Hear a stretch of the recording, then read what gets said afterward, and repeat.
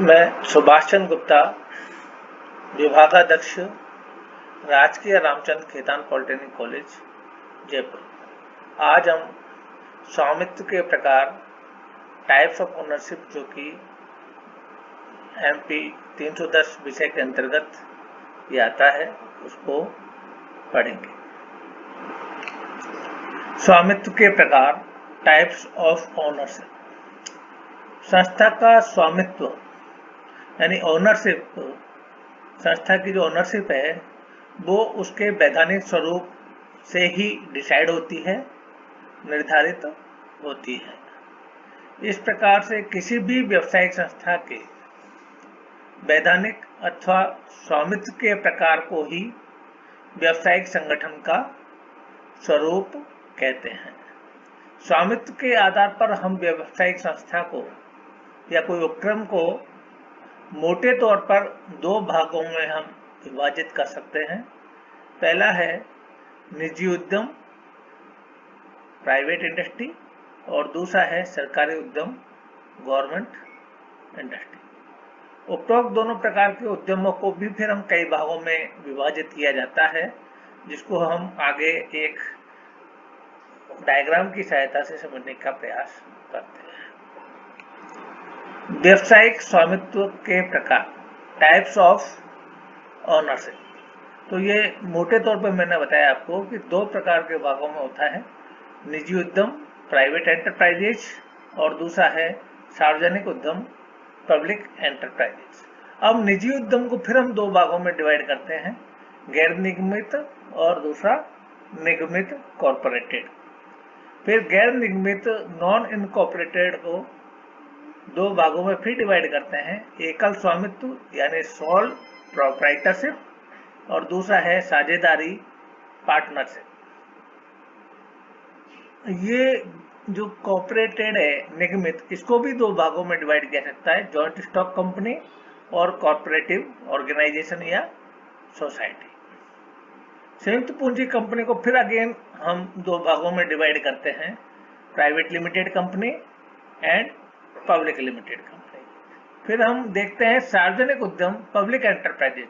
इसको हम कई भागों में विभाजित कर सकते हैं, departmental undertaking, public corporation, government company, board organisation, mixed corporation. अब हम इनको बारी बारी से एक एक को आगे विस्तृत रूप से देखते हैं। तो पहला है एकांकी व्यापार या एकल स्वामित्व, जिसको हम सोल ट्रेडिंग और सोल प्रोप्राइटरशिप भी बोलते हैं। एकांकी व्यापार यानी एक ही व्यक्ति के द्वारा चलाए जाने वाला व्यापार एकांकी व्यापार या एकल स्वामित्व का व्यापार सोल ट्रेडिंग या सोल प्रोप्राइटरशिप बोलते हैं। इसमें लाभ और हानि जो एक ही व्यक्ति जो चलाता है उसी को ही सारा सहन करना पड़ता है। एकांकी व्यापार में जो व्यक्ति अकेला जो चलाता है उसी को पूरी पूंजी लगानी होती है, जो भी धन लगाना है वो उसी व्यक्ति को लगाना है, और उसके संगठन या पूर्ण प्रबंध सभी की जिम्मेदारी, दायित्व उसी पर होता है तथा वह उसे अपनी रुचि के अनुसार कर सकता है।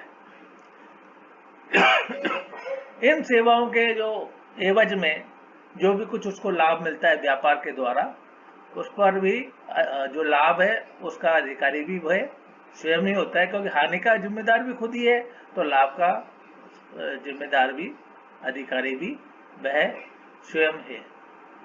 और किसी व्यापारिक त्रुटियों के कारण अगर कोई हानि हो जाए, घाटा हो जाए, तो वो उस घाटे का पूर्ण उत्तरदायी भी जो है वही व्यक्ति होता है। एकांकी व्यापार का स्वरूप तथा आकार यह व्यापारी की स्वयं की स्थिति पर निर्भर करता है। अब एकांकी व्यापार के लाभ क्या क्या हैं, इसके बारे में हम देखते हैं। तो इसमें पहला है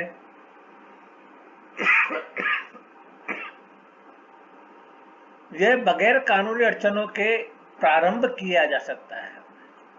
इसमें किसी प्रकार की कानूनी अड़चन नहीं आती, किसी प्रकार के कानून की पेचीदगी इसके अंदर नहीं होती है। इसमें एक ही व्यक्ति स्वामी होता है, अतः व्यापार की उन्नति के लिए वह निरंतर प्रयत्नशील रहता है। इसमें व्यापारी को किसी कार्य को करने की अनुमति नहीं लेनी पड़ती, क्योंकि वो स्वयं ही जो है उसका व्यापार का हॉल फॉल है। इसलिए वह व्यापारिक अवसरों का लाभ उठाकर लाभप्रद व्यापार करने में सफल हो जाता है। इसमें व्यापार का संचालन एक ही व्यक्ति के हाथ में होने से व्यवसाय में गोपनीयता बनी रहती है, क्योंकि केवल संचालन एक ही व्यक्ति करता है तो सीक्रेसी लीक होने की किसी प्रकार की संभावना नहीं होती है। इसमें व्यापारी ग्राहक के सीधे संपर्क में आता है, अतः वह ग्राहक की रुचियों से परिचित रहता है। इसमें कर्मचारियों के साथ सीधा संबंध होता है, अतः मधुर संबंध बनाए रखने में भी सुविधा होती है। होने वाले सभी लाभ मालिक के होते हैं, इसलिए वो अपनी योग्यता और रुचि से कार्य करता है। ऊपरी खर्चे कम होने से माल सस्ता बेचा जा सकता है। एकांकी व्यापार की हानियां, डिसएडवांटेज ऑफ सोल ट्रेडिंग। तो इसमें है कि एक तो एक ही व्यक्ति जो है इसमें पूंजी लगाता है, इस कारण से पूंजी उसकी सीमित होती है, अतः वो आधुनिक फैक्ट्री लगाने में संभव नहीं है। अपरिमित दायित्व, अनलिमिटेड लायबिलिटीज इसमें होती है। मालिक को जो बिजनेस चला रहा है उसको सभी प्रकार की टेक्निक्स के बारे में ज्ञान हो, ऐसी संभावना बहुत कम होती है। सभी टेक्निक्स में वो ट्रेंड भी नहीं हो सकता, दक्ष भी नहीं हो सकता है। व्यवसाय का विस्तार, एक्सपेंशन बहुत सीमित होता है। मालिक अगर इनकैपेबल हो, किसी कारण से अक्षमता हो, तो व्यवसाय में हानि होने पर उसे बंद करना पड़ सकता है। मालिक की मृत्यु हो जाने पर या कार्य करने में असमर्थ होने पर यह आवश्यक नहीं, यह जरूरी नहीं है कि जो उसका उत्तराधिकारी है वो भी उतनी योग्यता से उस व्यापार को चला सके। इसलिए व्यापार नष्ट हो जाता है, बिगड़ जाता है और उसका अंत हो जाता है। दूसरा है साझेदारी, जिसको हम पार्टनरशिप भी बोलते हैं। तो साझेदारी क्या है? जैसे हमने सोल प्रोप्राइटरशिप में पढ़ा कि एक ही व्यक्ति के द्वारा चलाया जाने वाला व्यापार है। साझेदारी में दो या दो से अधिक व्यक्तियों की वह संस्था जिसमें वह अपनी स्वतंत्र इच्छा से किसी व्यापार को वैधानिक रूप से चलाने अथवा स्वामित्व रखने तथा उसमें होने वाले सामूहिक लाभ को प्राप्त करने के लिए निजी धन, संपत्ति, श्रम तथा कुशलता का सामूहिक प्रयोग करते हैं। इस प्रकार जिस व्यापार के दो या दो से अधिक स्वामी होते हैं तथा आपस में वह निश्चित व्यापारिक समझौता होता है, उसको हम साझेदारी यानी पार्टनरशिप कहते हैं। भारतीय साझेदारी अधिनियम 1932 पार्टनरशिप एक्ट 1932 के अनुसार साझेदारी ऐसे व्यक्तियों का समूह है जो परस्पर किसी व्यवसाय के लाभ में भाग लेने हेतु संगठित होकर वो संचालन या उनमें से कोई एक प्रतिनिधि बनकर उसका संचालन करता है।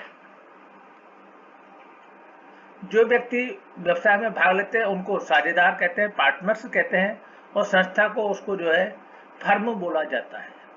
कंपनी अधिनियम के अनुसार बैंकिंग व्यवसाय में साझेदारों की अधिकतम संख्या 10 तथा नॉन बैंकिंग दूसरे व्यवसायों में साझेदारों की अधिकतम संख्या 20 तक सीमित रखी गई है। साझेदारी दो प्रकार की होती है, एक मौखिक अनुबंध और दूसरा है लिखित अनुबंध। भविष्य में किसी प्रकार की साझेदारों के बीच में मतभेद ना हो, इसके लिए ये जरूरी है कि उनके बीच में लिखित अनुबंध यानी पार्टनरशिप डीड बने।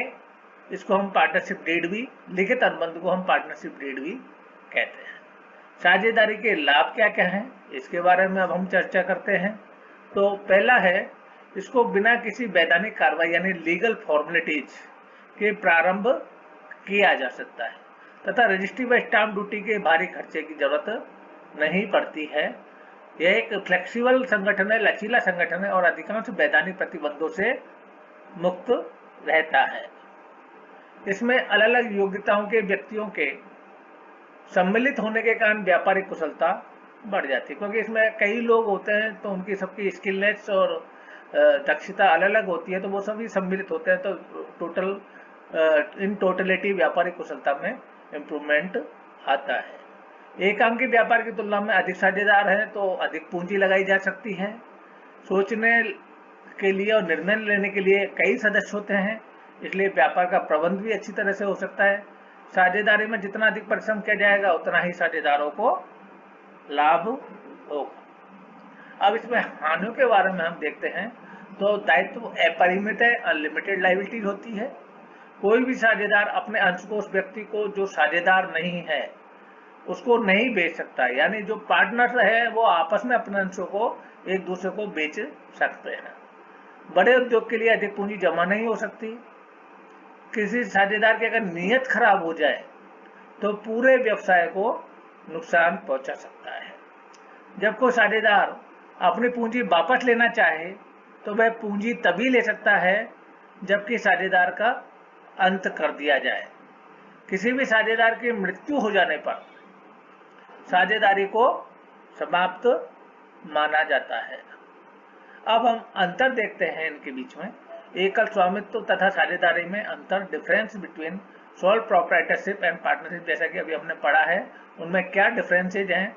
तो पहला अंतर अगर हम सदस्यों की संख्या के आधार पर देखें तो एकल स्वामित्व में एक सदस्य होता है, सिंगल सदस्य, इसलिए इसको एकल भी बोलते हैं। जबकि साझेदारी में बैंकिंग व्यवसाय में अधिकतम 10 और नॉन बैंकिंग में 20 सदस्य हो सकते हैं। स्थापना के आधार पर अगर हम इनमें डिफरेंस देखेंगे तो इनकी स्थापना बहुत सरल और कोई औपचारिकता नहीं होती। इसकी स्थापना में कुछ औपचारिकताएं, अनुबंध को पूरा करना आवश्यक होता है। बिना अनुबंध के साझेदारी अस्तित्व में नहीं आ सकती है।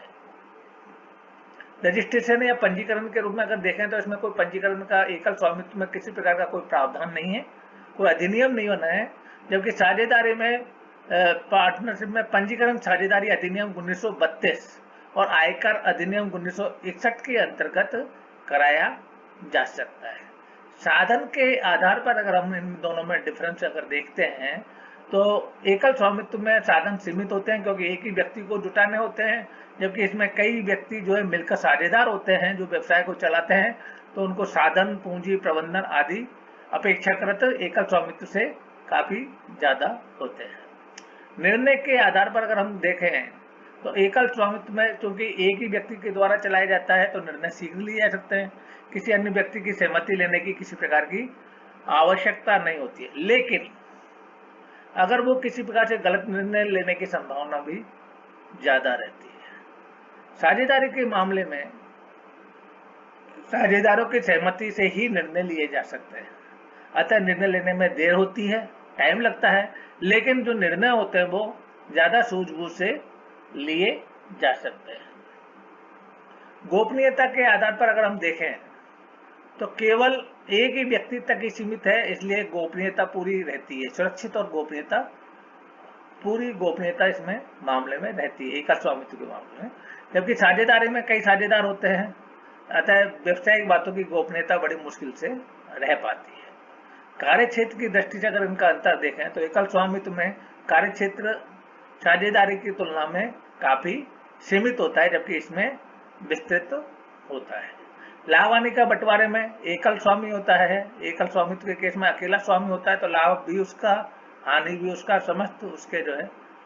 जबकि साझेदारी में समस्त लाभ हानि का बंटवारा साझेदारों के बीच अनुबंध के अनुसार होता है।